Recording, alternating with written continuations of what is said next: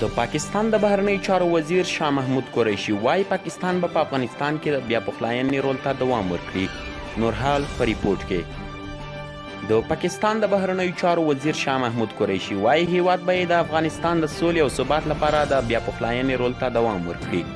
ښاغلي قریشي دا خبره د چهارشنبې په ورځ د اګست په 12مه د افغانستان له سفیر شکر الله مشال سره په کتنه کې وکړه. ښاغلی مشال چې په پاکستان کې د سفارت د ماموریت دنده پای ته رسېدلی په اسلام آباد کې د دغه هیواد د بهرنیو چارو وزارت ته د خدای پامانۍ لپاره تللی و. قریشي وویل د سیمې سوله د افغانستان له ثبات سره تړلې او ټینګار یې وکړه چې بین الافغاني خبرې به په افغانستان کې د دایمي سولې سبب شي. د پاکستاني ورځپاڼې بزنس ریکارډر د راپور له مخې مشال له قریشي سره د افغانستان او پاکستان پر اړیکو هم خبرې کړي. د پاکستان د بندنیو چارو وزیر د طالب بندیانو د خلاصون په اړه د افغانستان د مشورتي لویې جرګې د پریکړې هرکلی وکړ. د تاکید وکړه چې افغان مشران باید په افغانستان کې د هر اړخیزې او ټولشمولي حل لارې د ترلاسه کولو لپاره له رامنځته شوي تاریخي فرصته استفاده وکړي.